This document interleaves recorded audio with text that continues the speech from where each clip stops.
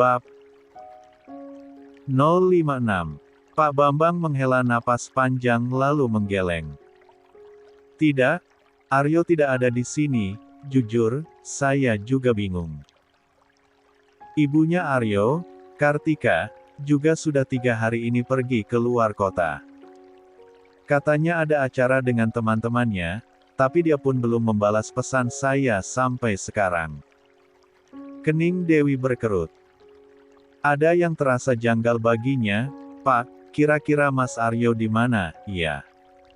Saya takut terjadi sesuatu.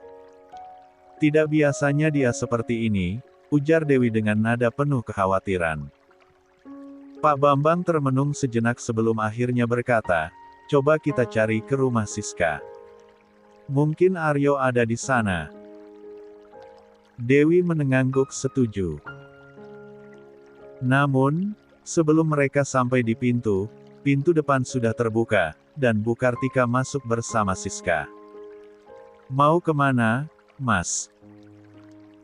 Sepertinya terburu-buru, tanya Bu Kartika kepada Pak Bambang sambil tersenyum. Alih-alih menjawab pertanyaan istrinya, Pak Bambang langsung menatap Siska. Siska, kebetulan kamu ke sini. Kami baru saja berencana pergi ke rumahmu mencari Aryo. Apa dia berada di sana? Siska tersenyum kecil, lalu mengangguk. Iya, Pak. Mas Aryo berada di rumah saya. Sudah 3 hari ini dia sakit. Sakit. Dewi tersentak. Mas Aryo sakit apa, Mbak?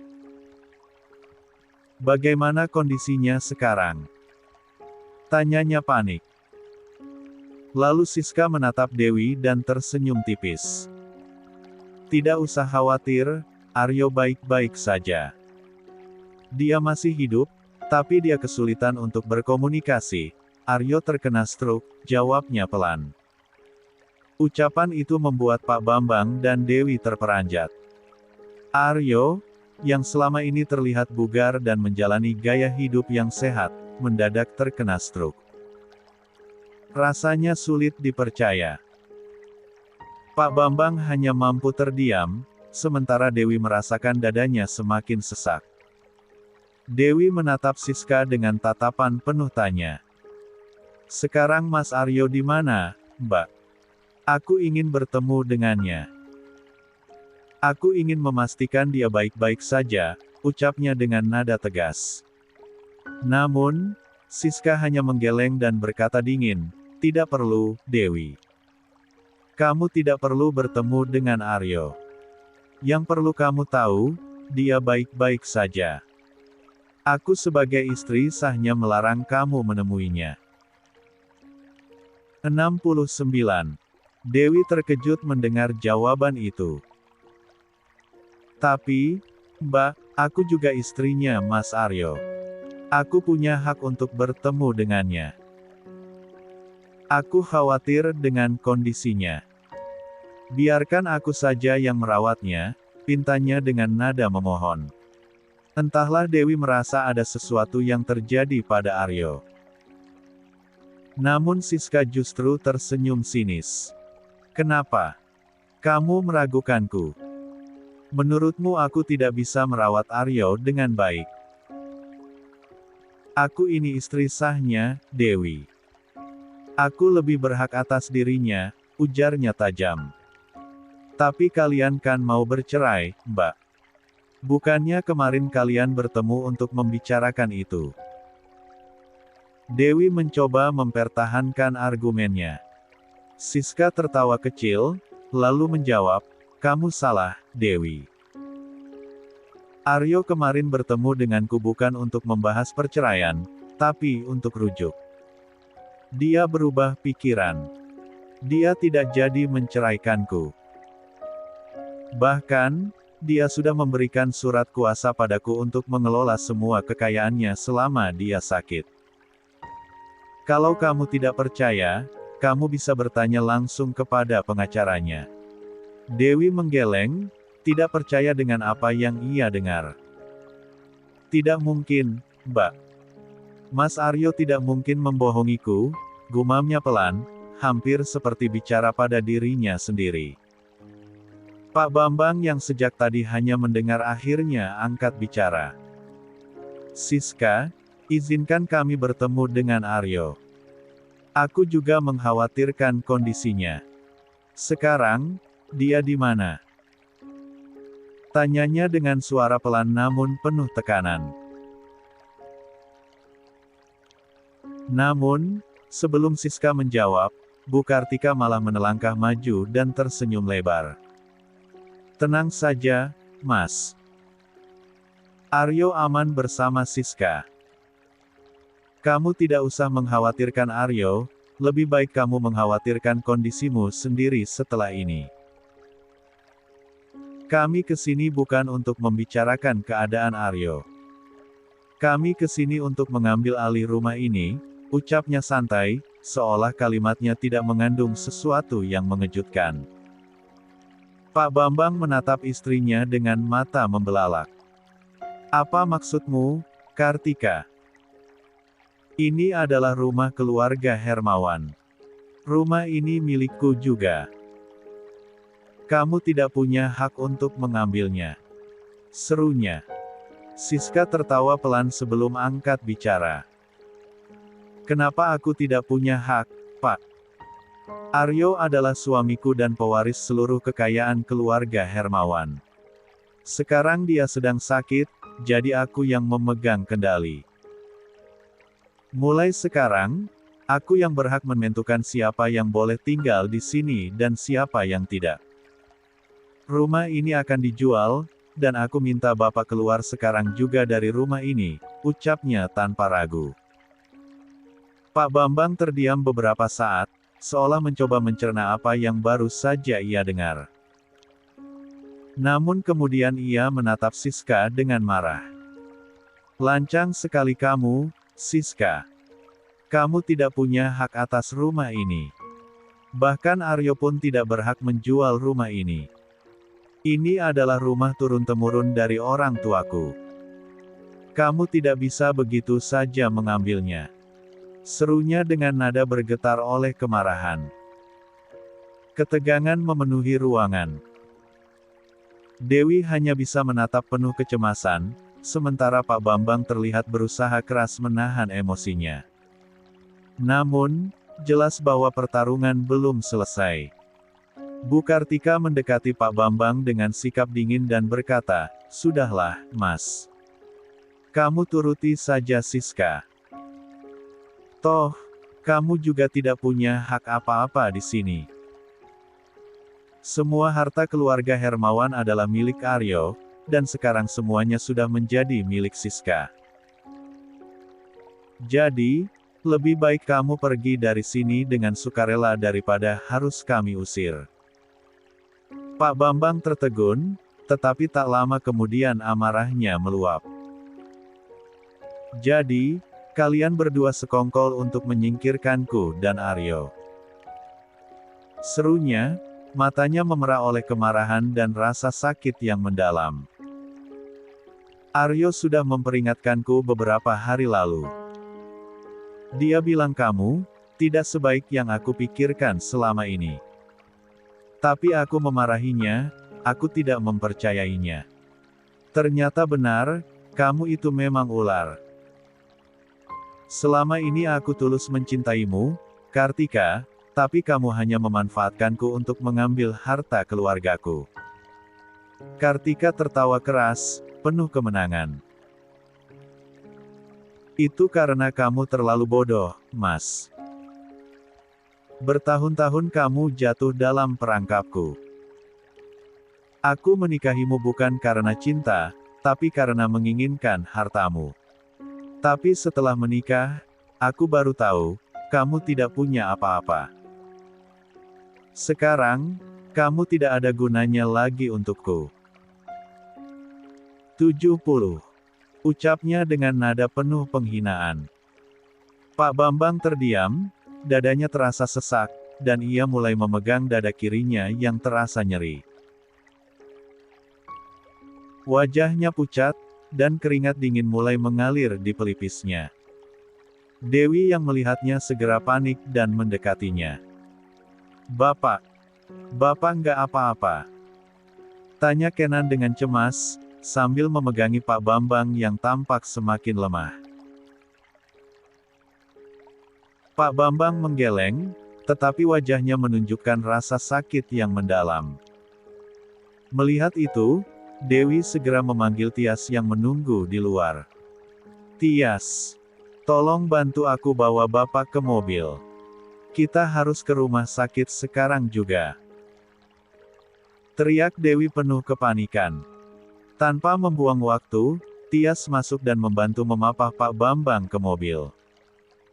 Mereka segera meluncur ke rumah sakit, meninggalkan Siska dan Kartika di ruang tamu. Siska menatap Kartika dengan senyum dingin. Sepertinya si tua bangka itu juga tidak akan bertahan lama, gumam Siska.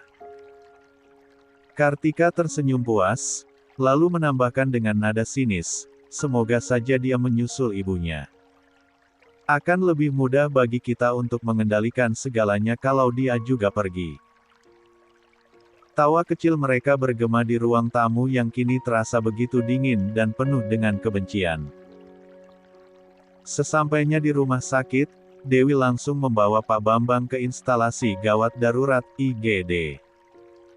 Para tenaga medis segera memberikan perawatan darurat, dan setelah kondisi Pak Bambang mulai stabil, ia dipindahkan ke ruang rawat inap.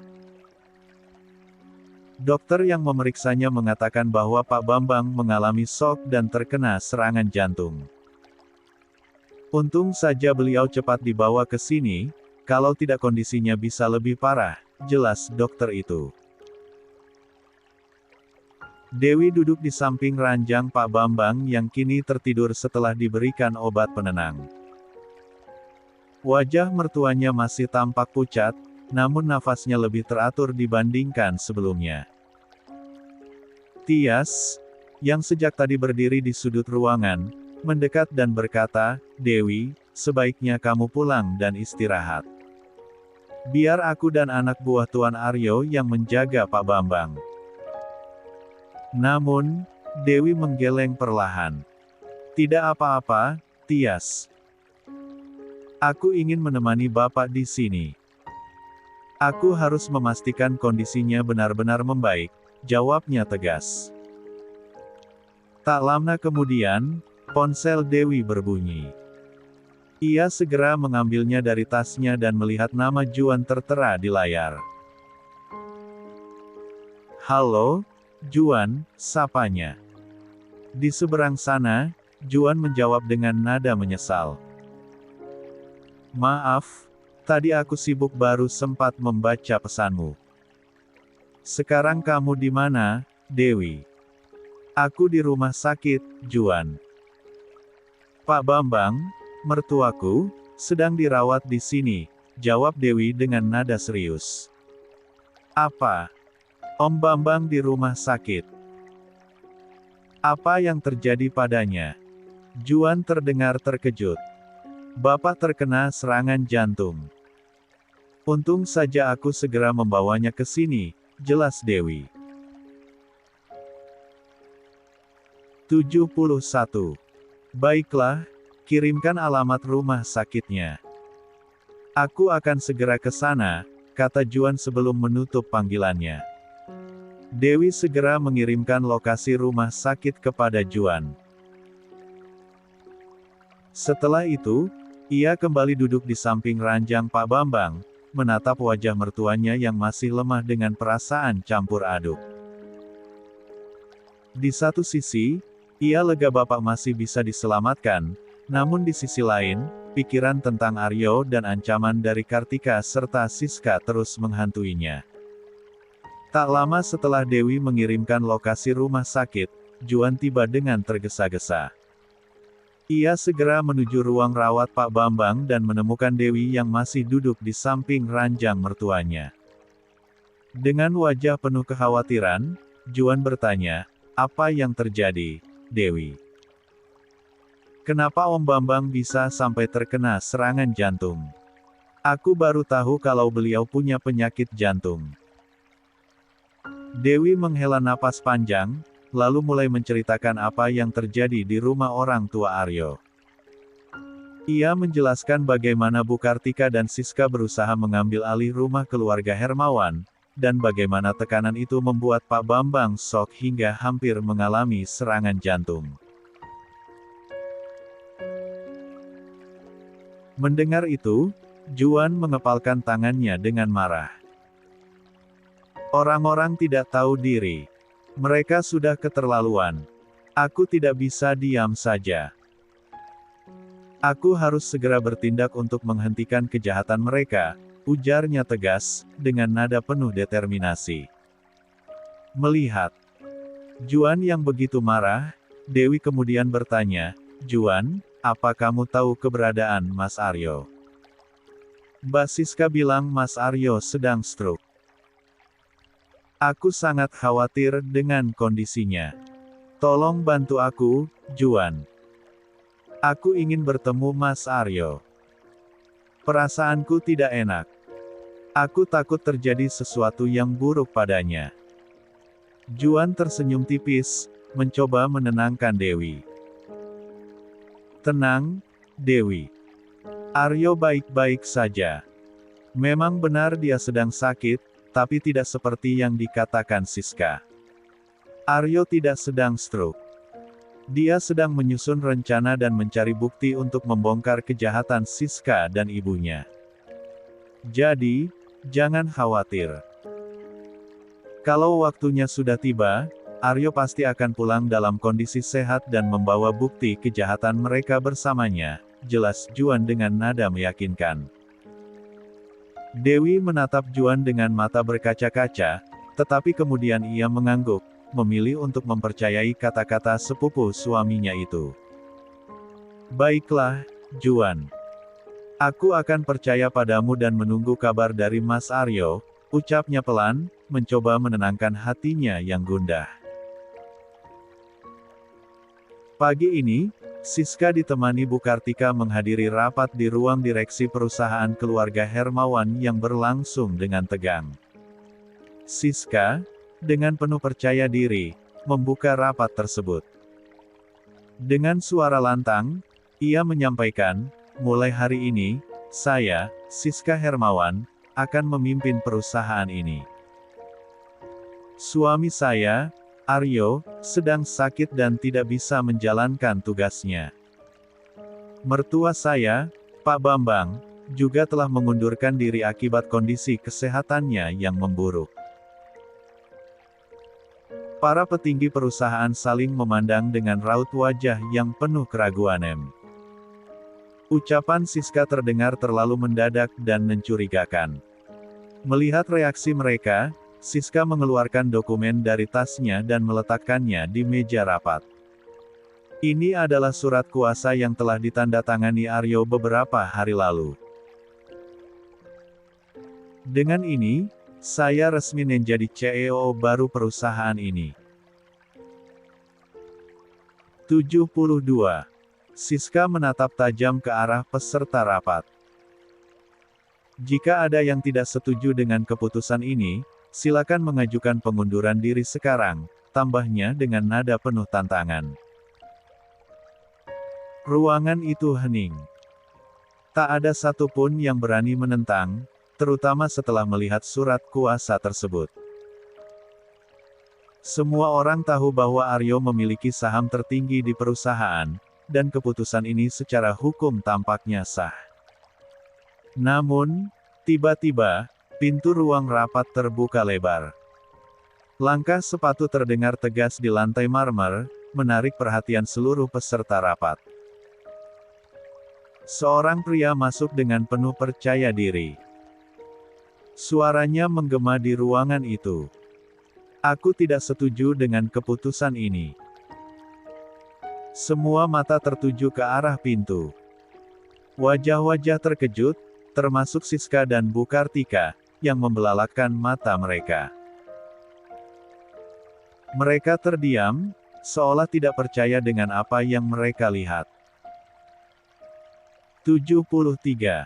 1 jam sebelum rapat dimulai, Siska tampak gelisah di ruang tamu.